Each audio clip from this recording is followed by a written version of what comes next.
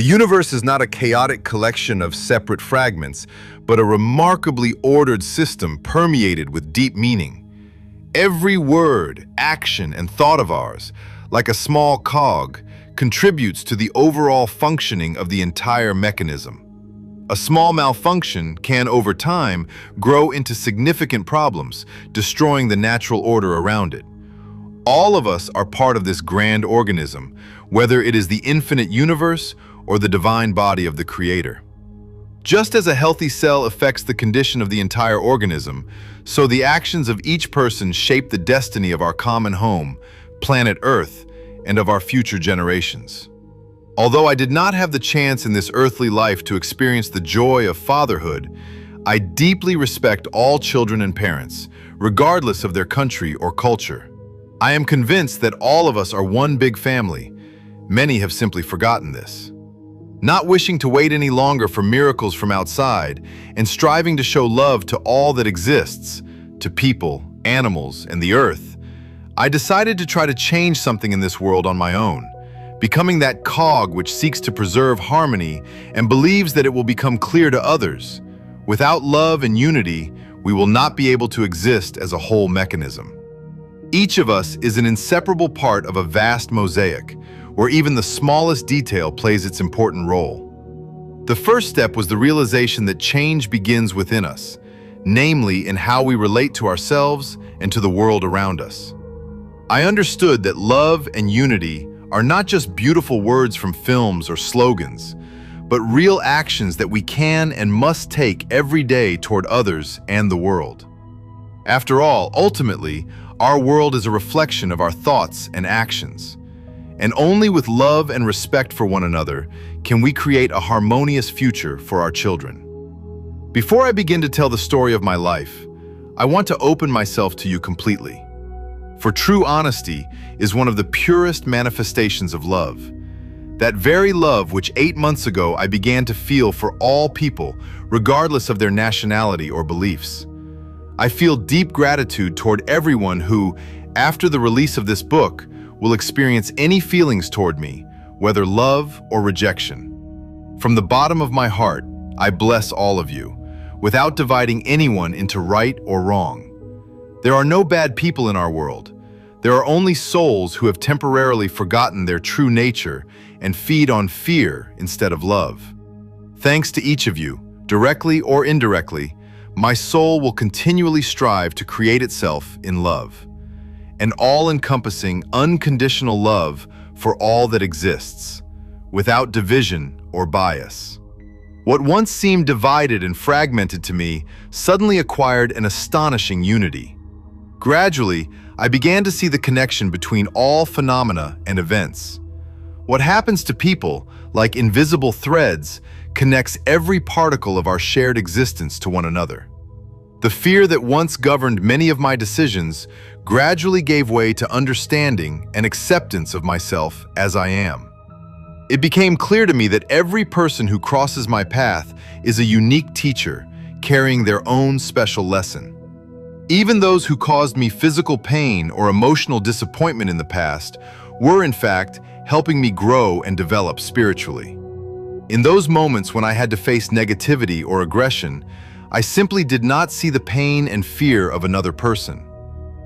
This understanding helps me remain in a space of love and compassion, even when it seems impossible. For every soul in the universe, even the most lost, deep down strives for love.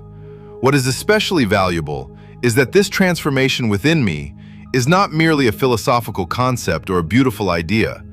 It is a living, practical experience that changes every aspect of my life. I am learning to see the divine origin in every person I meet, even if outwardly they seem completely alien or incomprehensible to my mind. Writing this book is not merely a desire to share a story with you in an esoteric style. It is a need of my soul to convey to you the understanding that came to me through personal experience. We are all parts of a single whole, and love is not just a feeling, but a fundamental law of the universe, the foundation of all that exists. It does not matter whether each of you who takes this book into your hands accepts these ideas or rejects them, but the very act of contact with you already creates ripples on the surface of the collective consciousness and serves the awakening of all. I deeply believe that we are living in an era of great change, when more and more people are beginning to awaken and return to their true nature. Each of us carries within an inner spark of divine love, and our task is to allow this love to shine ever more brightly, illuminating the path for others around us. Matthew 5:14-16. You are the light of the world. A city built on a hill cannot be hidden. Neither do people light a lamp and put it under an upturned vessel. Instead, they place it on a stand, and it gives light to everyone in the house. Let your light shine before others, that they may see your good deeds and glorify your heavenly Father. In this journey, there is no final destination. There is only an eternal movement toward ever deeper understanding and acceptance of what exists around us and within us. In this journey, there is no final destination.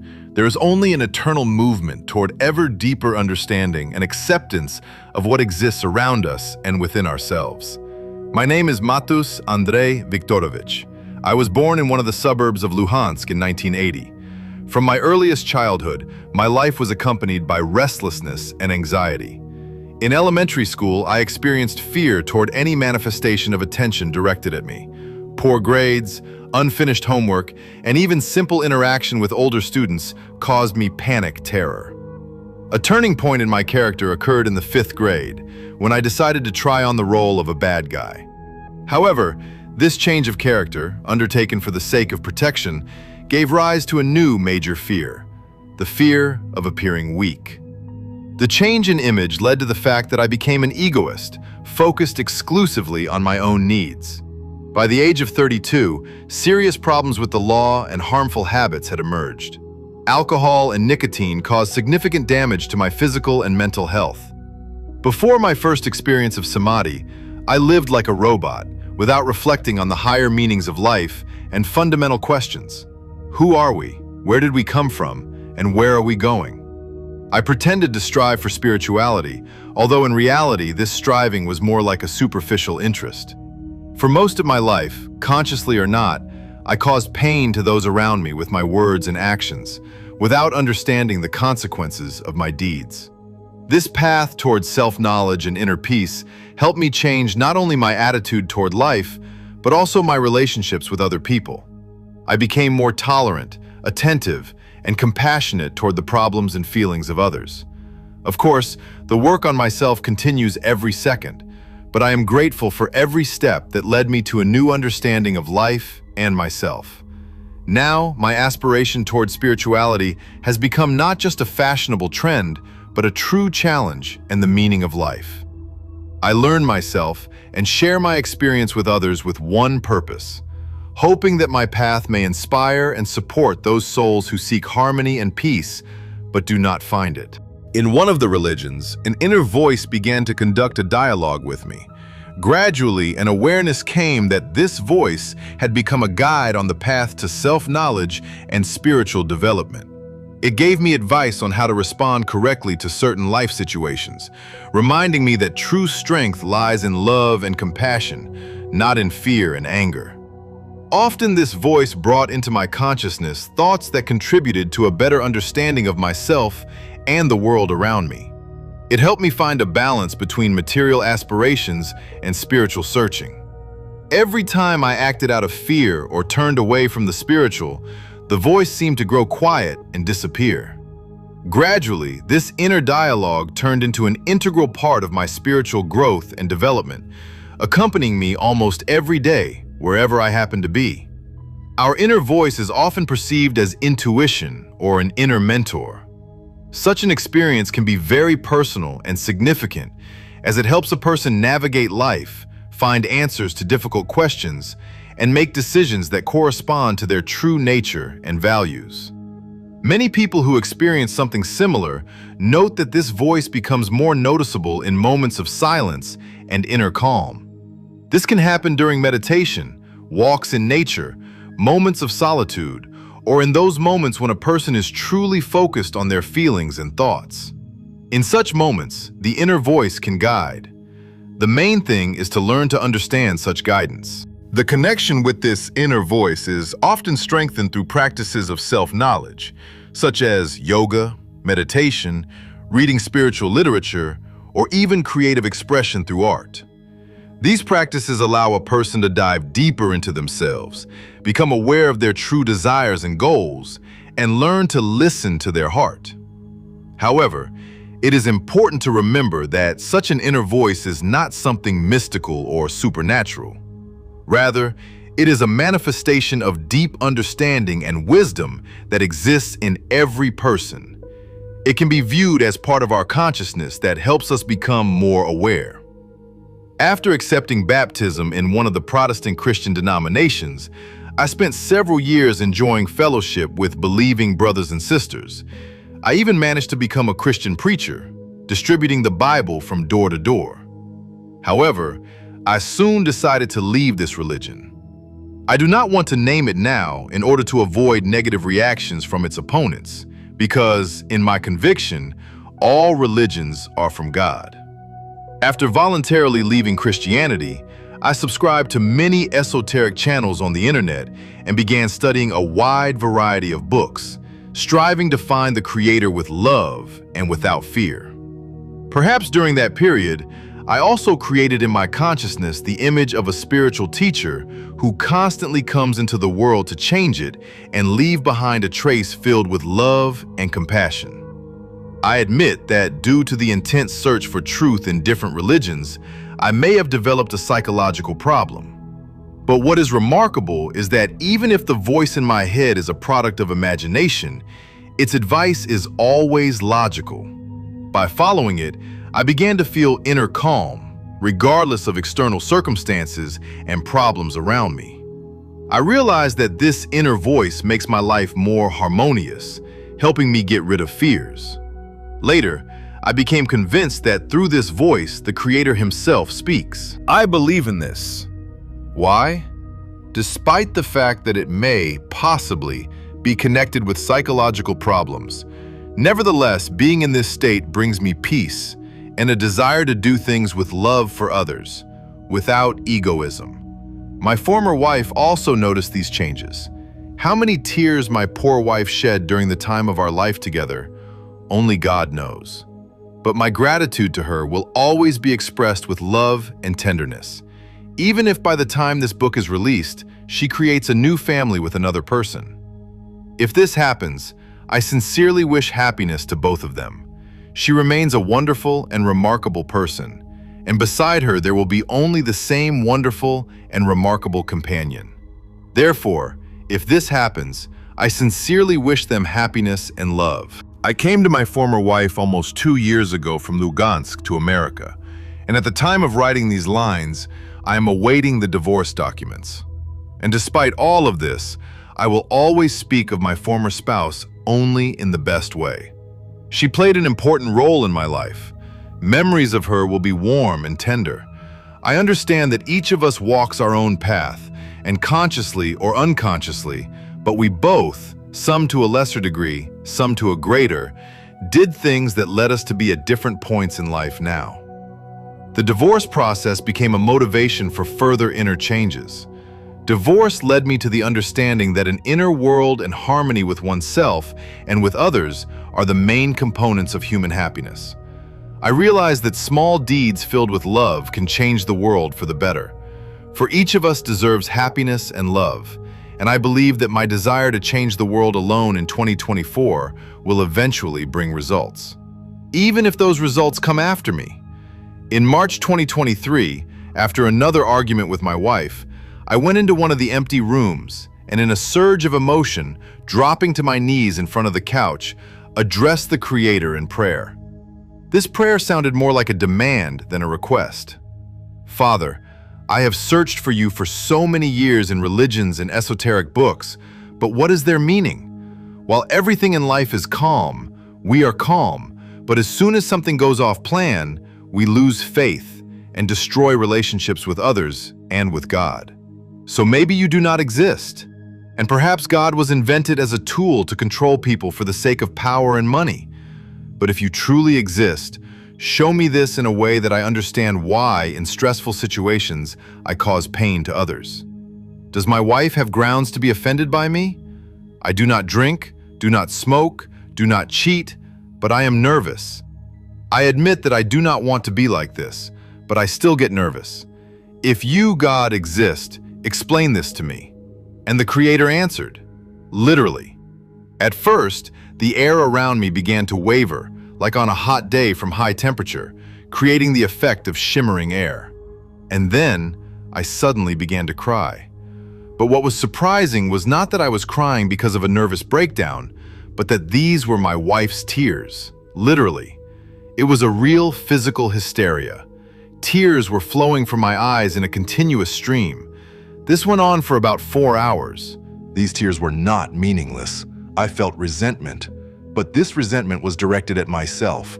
From the outside, it looked as if I were experiencing immense grief. Because the crying was almost continuous, the sobbing stopped only for a couple of minutes, after which everything began again. And soon, due to the dilation of blood vessels, my face turned red.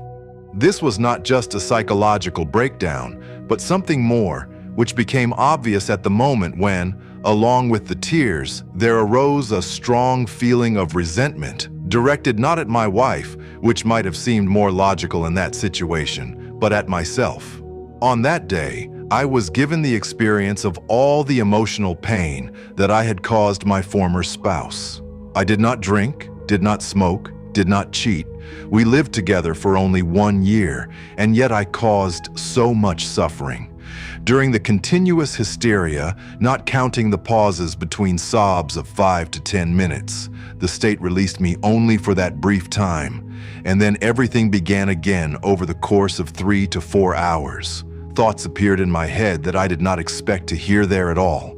Now I cannot remember exactly how long I cried that day, and I cannot reproduce word for word the thoughts that arose at that moment, but their essence was as follows. Andre, why are you doing this to me? Why are you making me suffer when I give you my love? It hurts me.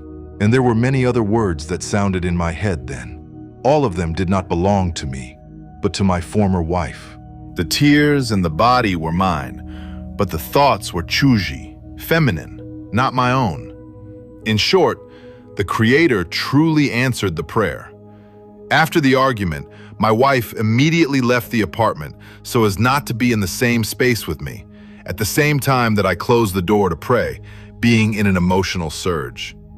When she returned, I came out of the room in a completely different state.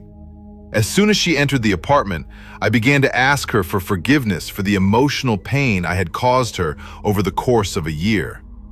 I did this not in order to make amends or reconcile, but because it was inwardly painful. About the suffering of the soul after death, if it is the Creator's will, and if I remain alive, I will write later in this book. But then I asked for forgiveness precisely for this reason. It was completely irrelevant to me what my wife might think of me for being the first to make concessions and fully acknowledge my guilt. For at that moment, my soul, and I firmly believe this, experienced a state of karmic reckoning and recognized its own essence. It was as if all the barriers and protective mechanisms of the mind had collapsed. It felt like an awakening, as though I saw the world in which I had lived through entirely different eyes. I had always considered myself a rational and clear-minded person, but in that moment, I understood how deeply mistaken I had been about myself and my life. Then a powerful and sincere desire arose within me to kneel before my wife and truly ask her for forgiveness, striving to change the situation even if it might wound my own ego. The ego receded into the background, and the soul remembered its true nature, unconditional love, free from egoism and fear. Words cannot convey the happiness I experienced that day. When my wife returned, I came out of the room with tears in my eyes and began asking her for forgiveness. I spoke of how deeply I loved her and how sorry I was that I was making her unhappy, even though with all my soul I desired the opposite. I realized that if I remained the same, I would continue to cause her pain. Yet, if I began to conform to her expectations by abandoning my own opinion, I would ultimately live a life that was hers, not mine. That evening, I suggested that we separate without any conditions, fully aware that without me, my wife would be significantly happier, even though it would be much sadder for me, at least for some time. This is the inner hell. When you realize who you are, yet are unable to live this realization in practice and start everything anew, and the pain becomes unbearable. Remember who you are, my son, the inner voice reminded me, but that day my soul knew it without any reminders. Love that does not seek its own and does not bring suffering to others. We decided to give each other freedom, the chance to discover ourselves, our true desires and hopes. That day was not merely a farewell, but also an acknowledgement that our shared path had come to its natural end. This experience taught me that love is not only our feelings and emotions, but also the actions we take for the well-being of others. At first, after listening, my wife reacted with distrust, believing that this was simply my way of trying to reconcile with her. However, after we went together to see the apartment I was planning to rent, her view began to change little by little. In March 2023, while still legally married, we began living separately. As a result, at the time of writing these lines, namely October 29, 2024, I was awaiting the receipt of the official documents confirming our divorce. Now that you know about the event that radically changed my life, I suggest returning to March 2023 and walking this path with me from the very beginning. Even if one were to assume that all of this was merely a product of imagination, how can one explain the fact that the more crazy I appear to the surrounding world, the more reasonable my actions seem to those who are close to me? Those close to us noticed this in our interactions as well. Although my relationship with my wife had changed, it continued to remain an important part of my life. We learned to communicate on a new level, without resentment or reproach, with respect for each other's choices. Our rare meetings became more sincere, and our conversations deeper. It was as if we were getting to know each other all over again, but this time as friends rather than marital partners. And now I am here, on the threshold of new possibilities, ready to accept the challenges that life presents to me. Although the path that brought me here was not easy, I do not regret a single step. Every experience, every encounter, and every decision made me who I am today. This is the inner hell, when you realize who you are, yet are unable to live this realization in practice and start everything anew, and the pain becomes unbearable. Remember who you are, my son, the inner voice reminded me, but that day my soul knew it without any reminders. Love that does not seek its own and does not bring suffering to others. We decided to give each other freedom, the chance to discover ourselves, our true desires and hopes. That day was not merely a farewell, but also an acknowledgement that our shared path had come to its natural end. This experience taught me that love is not only our feelings and emotions, but also the actions we take for the well-being of others. At first, after listening, my wife reacted with distrust, believing that this was simply my way of trying to reconcile with her. However, after we went together to see the apartment I was planning to rent, her view began to change little by little. In March 2023, while still legally married, we began living separately. As a result, at the time of writing these lines, namely October 29, 2024, I was awaiting the receipt of the official documents confirming our divorce.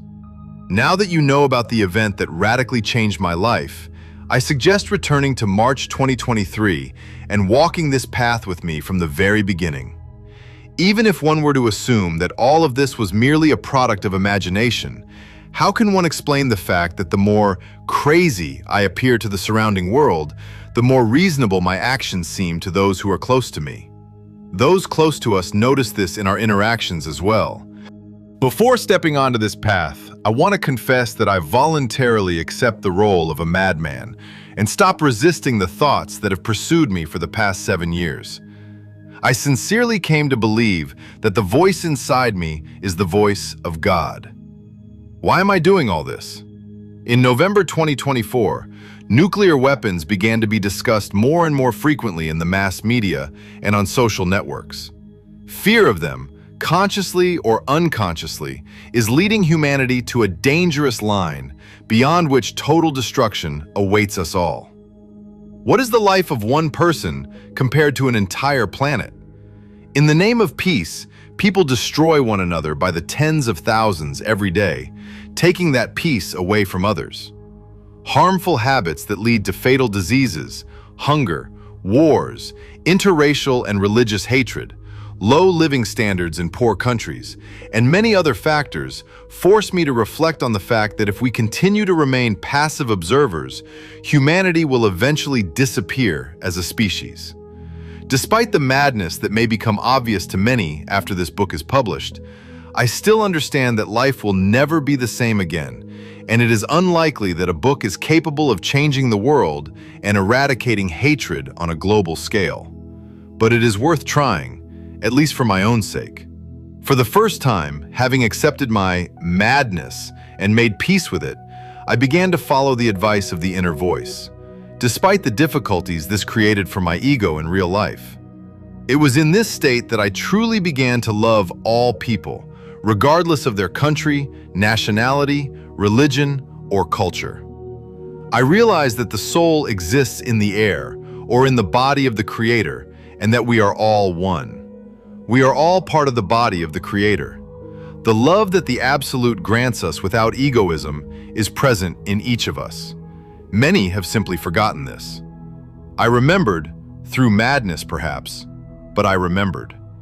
I sincerely believe that there are no bad people in the world. There are those who are full of fear, and because of this they are unhappy themselves and cause suffering to others. But at our core, we are all love. We have simply forgotten it.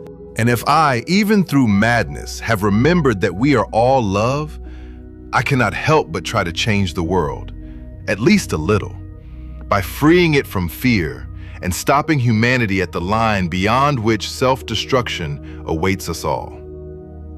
Now that you know the reasons and motives that led me onto this path, I want to express my gratitude to everyone who will read this book.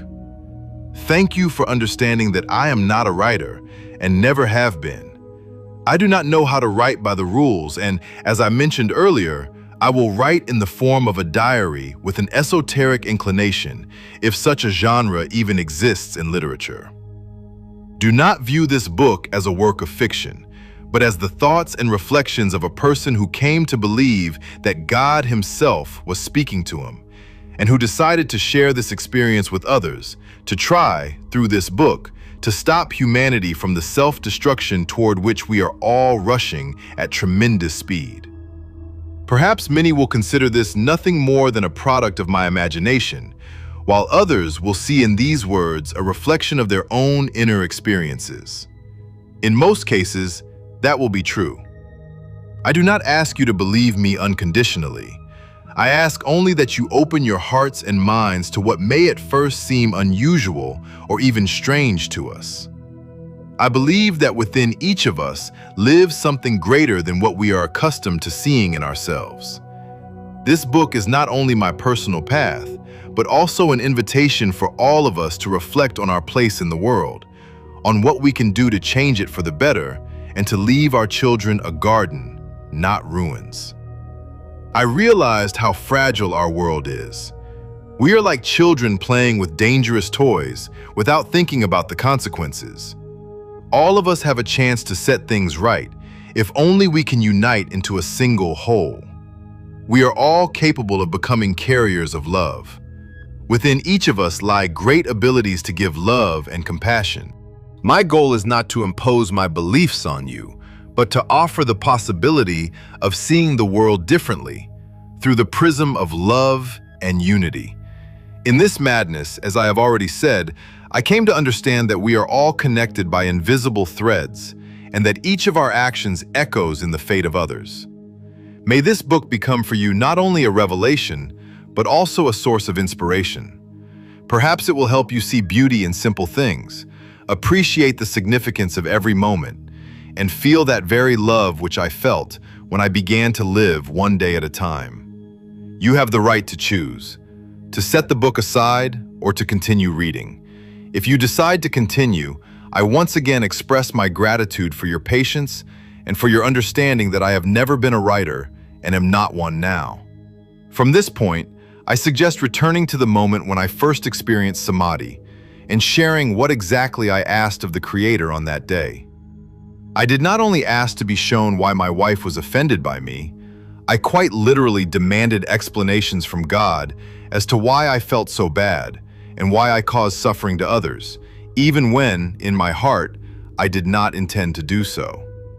If you, God, truly exist, then help free the soul from suffering, but do so genuinely, not as it was in the past when I went from door to door with a Bible, claiming that God is love, yet in stressful situations behave differently.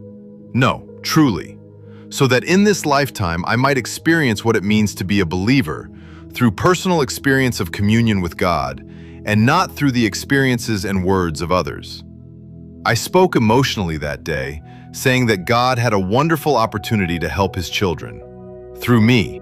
On that day, I asked for help in writing a book, but not merely a work of fiction, rather something greater, something that would make people believe and follow me, freeing themselves from fear and filling themselves with the love of the Absolute.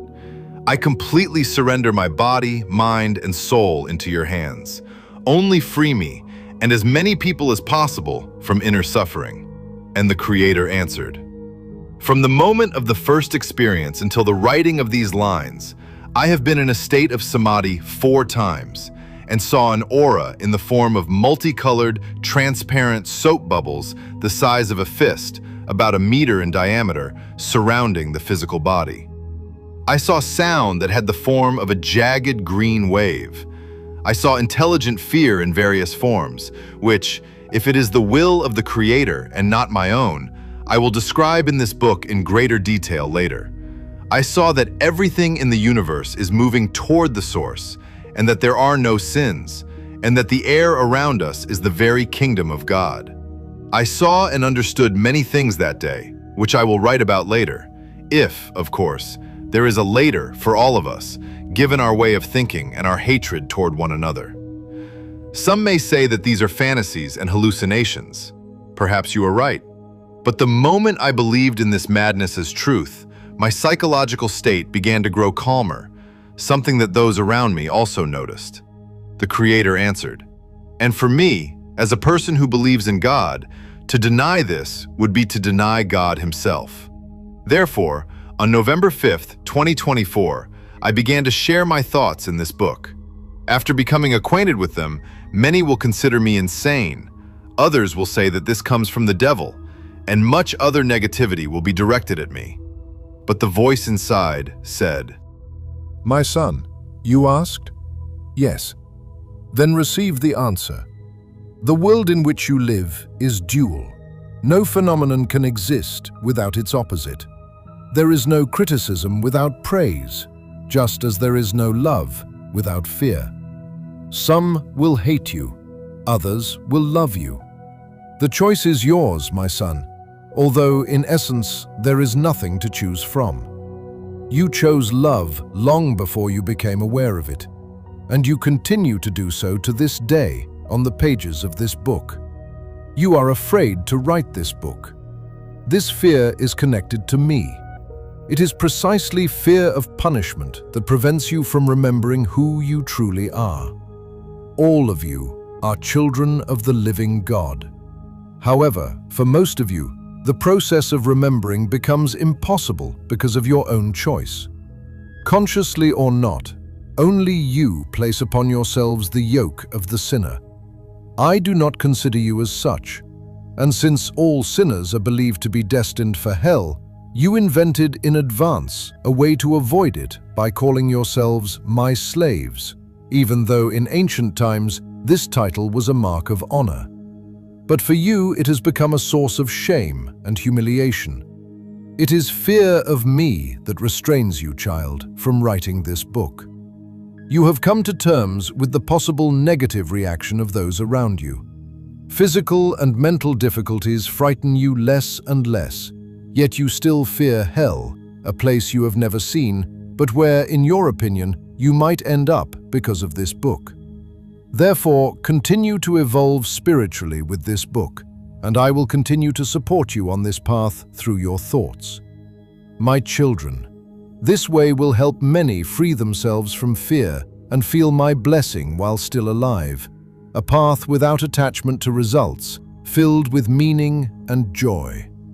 Before we continue creating this book, allow me to calm your hearts and explain why you and all who follow your example will be able to create your own gospel with love without fear.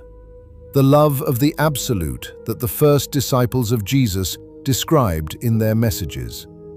Each of them had a unique story based on personal experience of communion with me.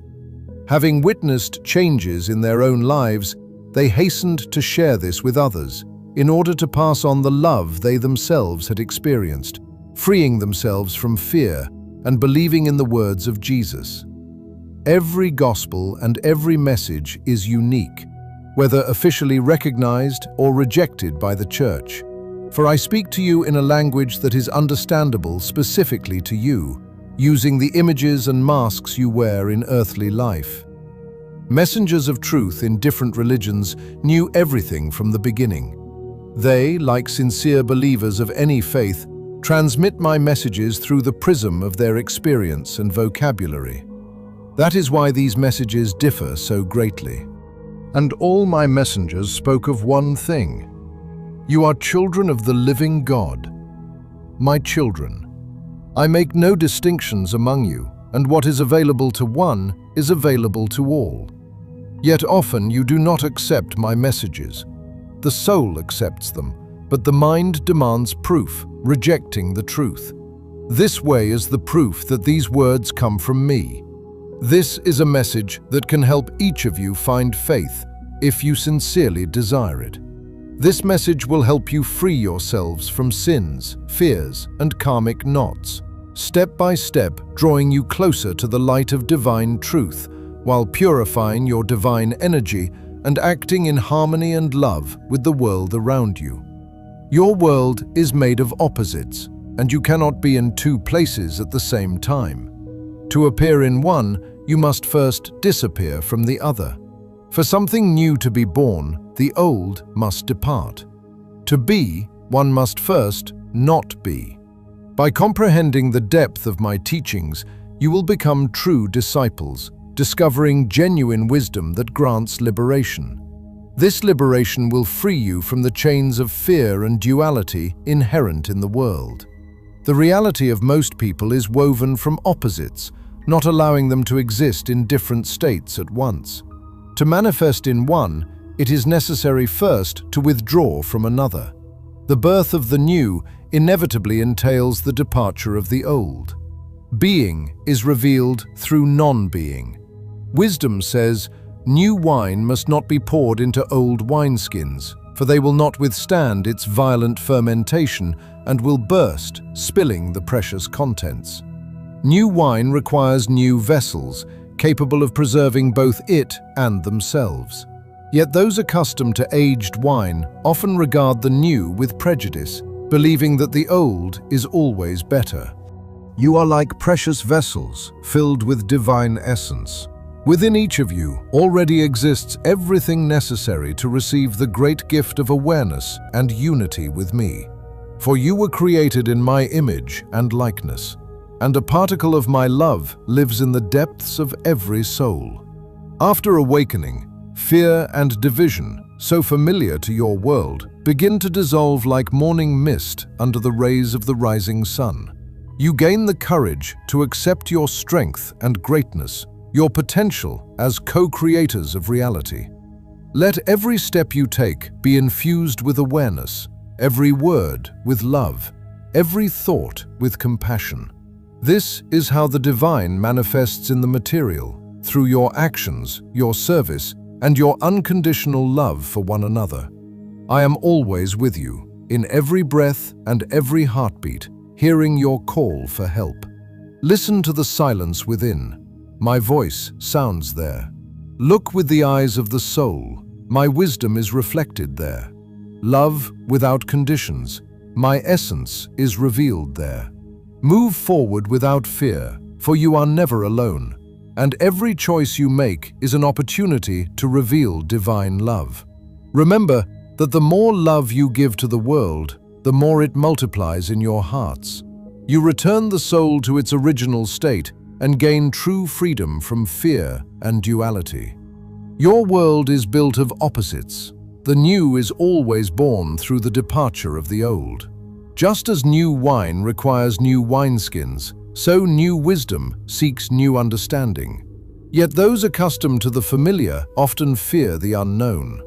Only by grasping the depth of my teachings will you become true disciples, discovering authentic wisdom that grants liberation to souls. It will free you from the chains of fear and duality, and only then will you be able to dwell in harmony, accepting the changes and challenges around you as part of the eternal cycle of life. The human subconscious can be likened to a vessel awaiting fulfillment. The wine within this vessel symbolizes your character, shaped by life experience accumulated through the perception of the world. To change one's character, it is necessary to begin by cleansing the subconscious of old patterns and limitations imposed by the ego. How this can be done, we will discuss later. For now, my beloved, I will tell you how to become a new person and attain true faith. Faith grounded in a personal relationship with me. Faith is the realization of what we hope for and the confidence in what is unseen. It is not merely beliefs based on the experience of others, but your personal path leading to true understanding and communion with the higher. It is precisely this path that will help you remember who you are and why you came into this world. My signs and symbols are all around you, yet you do not notice them. Consciously or unconsciously, you pass by my messages. Messages that could help many of you uncover the truth. Everything that is brilliant is simple, and everything that is simple is brilliant. So that my words may become for you not merely esoteric reflections, but true salvation, I will begin with a simple yet profound explanation. Fractals, which surround you everywhere, are astonishing hints of how, if you so desire, you can recreate yourself within a single lifetime, becoming a better version of your former self. These incredibly complex yet elegant geometric structures demonstrate how something astonishing and uniquely new can emerge from the simplest elements. So it is in your life. At times, small but meaningful changes in thinking, behavior, or habits can lead to deep personal and spiritual transformation. Just as each fractal consists of repeating yet infinitely diverse patterns, so you too can reshape your thinking again and again, discovering ever new facets of your emerging spiritual self. You need only look more closely at the world around you, listen to your inner voice, and find within yourself the resolve to move forward. And then, one day, you will discover that you have become a completely different person, more harmonious, purposeful, and fulfilled.